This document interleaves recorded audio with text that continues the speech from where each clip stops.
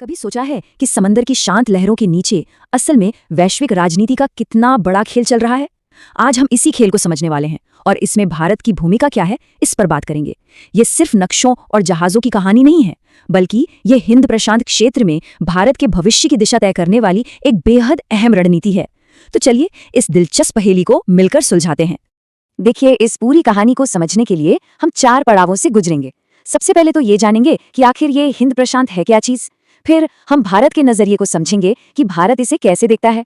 इसके बाद हम भारत के असल हितों की पड़ताल करेंगे, मतलब आर्थिक और रणनीतिक तौर पर। और हाँ, आखिर में एक ऐसी कड़ी जोड़ेंगे जो शायद आपको चौंका दे कि इस पूरी वैश्विक रणनीति का बिहार जैसे राज्य से क्या कनेक्शन है। तो चलिए शुरू करते हैं पहले पड़ाव से, हिंद प्रशांत का परिचय। और एक बात साफ कर दूं, ये सिर्फ पानी का एक बहुत बड़ा इलाका नहीं है। नहीं, आज की तारीख में ये दुनिया की सबसे बड़ी जियोपॉलिटिकल शतरंज की बिसात बन चुका है, जहां व्यापार, ताकत और कूटनीति के मोहरे हर पल चले जा रहे हैं।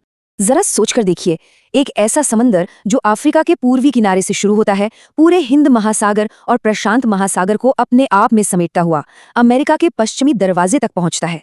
जी हाँ, इतना विशाल है ये हिंद प्रशांत क्षेत्र। आज ये दुनिया का सबसे ज्यादा हलचल वाला और कह सकते हैं ऊर्जा से भरा हुआ इलाका है। अब जरा इस नंबर पर गौर कीजिए, 90%। ये एक आंकड़ा ही भारत के लिए इस क्षेत्र की अहमियत बताने के लिए काफी है। जानते हैं इसका मतलब क्या है? भारत का 90% व्यापार अगर हम वजन के हिसाब से देखें तो इन्हीं समुद्री रास्तों से गुजरता है। सच कहूं तो ये भारत की अर्थव्यवस्था की जीवन रेखा है, इसकी लाइफलाइन। ठीक है, तो अब हम ये तो समझ गए कि ये इलाका कितना बड़ा और महत्वपूर्ण है। तो चलिए अब दूसरे पड़ाव पर चलते हैं। सवाल यह है कि भारत इस विशाल मंच को देखता कैसे है, उसका विजन क्या है, आखिर इस बड़े खेल में भारत का गेम प्लान क्या है। भारत का पूरा नजरिया आप कह सकते हैं इन 3 शब्दों में सिमट जाता है। 1, मुक्त, खुला और समावेशी क्षेत्र।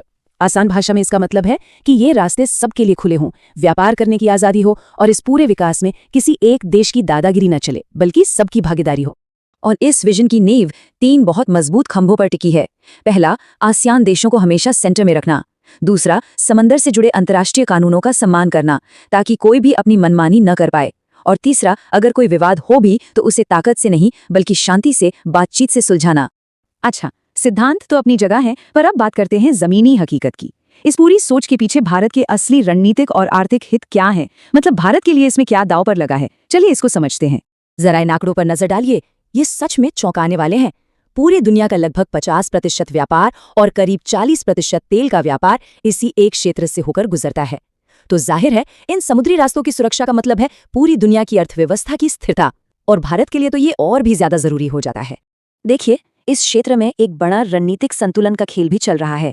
एक तरफ चीन अपनी स्ट्रिंग ऑफ पर्ल्स स्ट्रैटेजी से अपना दबदबा बढ़ा रहा है, तो वहीं दूसरी तरफ भारत भी चुप नहीं बैठा है।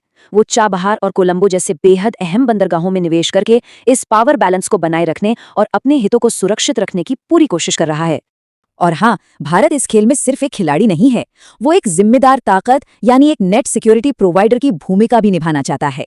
मतलब जब भी समुद्री डकैती जैसे खतरे बढ़ते हैं तो भारत ऑपरेशन राहत जैसे मिशन के साथ आगे आता है, ताकि व्यापार की ये धमियां, ये आर्टरीज ऑफ ट्रेड सबके लिए खुली और सेफ रहें। और अब आते हैं इस पूरे विश्लेषण के सबसे दिलचस्प हिस्से पर। एक ऐसी वैश्विक रणनीति का एक ऐसे राज्य पर क्या असर पड़ सकता है जिसके पास अपना कोई समुद्र तट ही नहीं है। जी हाँ, आइए देखते हैं कि हिंद प्रशांत का बिहार से क्या नाता है।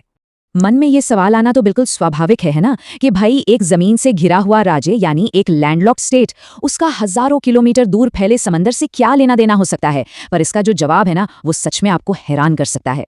ये देखिए, ये कनेक्शन कितना सीधा और साफ है। बिहार की मशहूर शाही लीची और जर्दालू आम, ये सब कोलकाता और हल्दिया बंदरगाहों के जरिए ही तो दुनिया के बाजारों तक पहुंचते हैं। और ये बंदरगाह कहाँ खुलते हैं? हिंद प्रशांत में। इतना ही नहीं, बिहार के जो लाखों लोग खाड़ी और दक्षिण पूर्व एशिया में काम करते हैं, उनकी सुरक्षा और उनके द्वारा घर भेजा गया पैसा यानी रेमिटेंस, ये सब भी तो इसी क्षेत्र की शांति और स्थिरता पर निर्भर करता है। तो निचोड़ क्या है? निचोड़ ये है कि हिंद प्रशांत में सुरक्षित समुद्री रास्ते का सीधा सीधा मतलब है बिहार के किसानों को उनकी फसल का बेहतर दाम मिलना। ये दिखाता है कि विदेश नीति कोई हवाई बात नहीं है, इसका असर सीधे सीधे आम इंसान की जेब पर पड़ता है। तो आखिर में इस पूरी रणनीति का सार क्या है? इसका असली मतलब यही है कि वैश्विक शतरंज की बिसात पर चली जा रही हर चाल को देश के हर घर की तरक्की और खुशहाली से जोड़ना। और हम आपको इसी एक सवाल के साथ छोड़कर जा रहे हैं, क्या किसी भी देश की वैश्विक रणनीति और उसके आम नागरिकों की स्थानीय समृद्धि असल में एक ही सिक्के के दो पहलू नहीं है? इस पर सोचिएगा जरूर।